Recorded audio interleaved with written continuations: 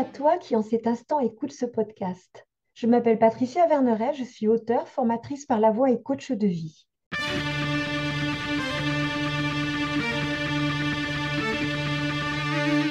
Je t'accompagne avec une pensée du jour sans aucune vérité absolue, mais des invitations. À quoi? À écouter la vie en toi qui veut s'exprimer et t'aider à passer à la suite de ton histoire. J'ai changé mon regard et j'ai trouvé. Là où je n'existais pas, tellement occupée à prendre soin des besoins des autres sans jamais penser aux miens, j'ai changé mon regard sur leur capacité à prendre soin d'eux-mêmes. Trop affairée à les aider, je n'ai pas vu que je les sous-estimais.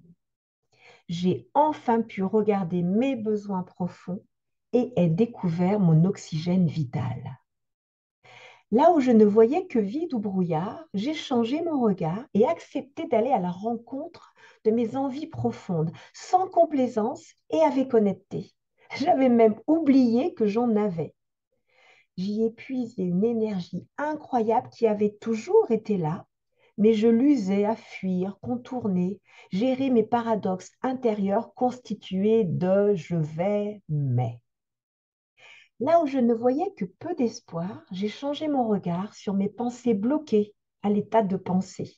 Elles n'étaient qu'inconscience. Je me suis mise en action pour réaliser un premier projet qui me tenait à cœur, un pas l'un après l'autre, tranquillement, sans culpabiliser quant à l'éventuelle lenteur de sa mise en œuvre.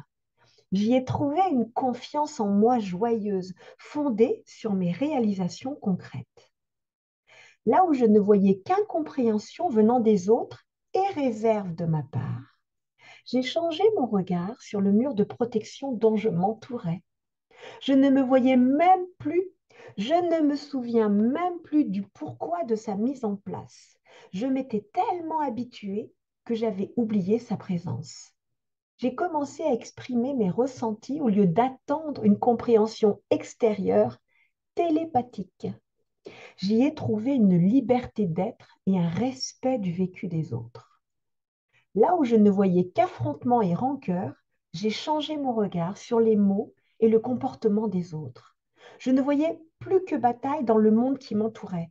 J'ai cessé de faire des suppositions et des interprétations tout en les écoutant et en exprimant mes ressentis. J'y ai trouvé des dialogues constructifs et ouverts aux éventuels désaccords, respectueux, un relationnel stimulant. Là où je ne voyais que malheur et souffrance, j'ai changé mon regard sur mon comportement de sauveur et mon besoin de réparer s'est dégonflé comme une baudruche. Je pensais pouvoir changer les autres sans même oser bouger mon propre rôle de sauveur. J'y ai trouvé un équilibre et suis devenue un véritable soutien. Là où je ne voyais et entendais que bruit et agitation autour de moi, j'ai changé mon regard pour m'apercevoir du bruit et de l'agitation en moi. Je n'avais jamais fait le lien. Cela a été une première étape. J'y ai trouvé le calme derrière mes apparences, présence derrière mes illusions, et ce qui m'entourait ne m'a plus fait réagir inconsidérément. J'agis. Là où je ne voyais que malchance et fatalité, j'ai changé de regard sur ma propension à me vivre en victime. Je ne m'en étais pas rendu compte. Je me suis observée en étant à l'affût de la moindre réaction habituelle et ai trouvé la personne que j'étais derrière ce mode de fonctionnement. J'y ai trouvé une force intérieure que je ne soupçonnais pas et un désir de me réaliser. Là où mon travail était une preuve de mes qualités, j'ai changé de regard sur mon besoin de reconnaissance. Je ne m'étais pas aperçue de cette très forte identification. J'ai alors entamé un voyage de réconciliation et me suis reconnue toute seule. J'y ai trouvé une évidence. Je peux exister sans m'identifier à un job, une activité, un argument et sans obligation de convaincre. Chaque jour est ouvert aux nouvelles occasions, une envie de vivre et d'expérimenter. À chaque changement de regard, mon terrain de jeu personnel s'est agrandi. L'émerveillement devant la beauté de ce qui m'entoure est quotidien.